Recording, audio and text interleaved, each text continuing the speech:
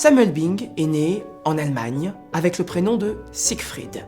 Mais naturalisé français, il a choisi de marquer son appartenance à sa patrie d'adoption, la France, en prenant le nouveau prénom de Samuel.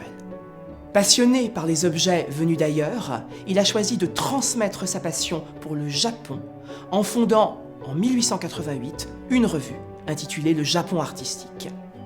Une revue mensuelle que la bibliothèque de l'école a la chance de posséder dans son édition originale, en 3 volumes.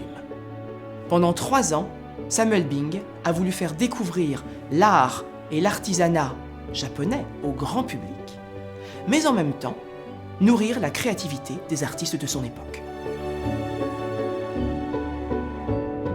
À titre d'exemple, Samuel Bing donnera accès à un public européen à de nombreuses estampes japonaises, notamment ici, l'une des vues du mont Fuji, par Hokusai, qui inspirera notamment Cézanne pour ses vues de la montagne Sainte-Victoire. En plus de cela, Samuel Bing apportera un regard véritablement neuf sur la nature, ce qui influencera les créations d'objets Art Nouveau, notamment des objets issus du quotidien. Par exemple, nous avons ici un pot de cuivre où nous y retrouvons des motifs décoratifs complètement influencés par les gravures de cette revue.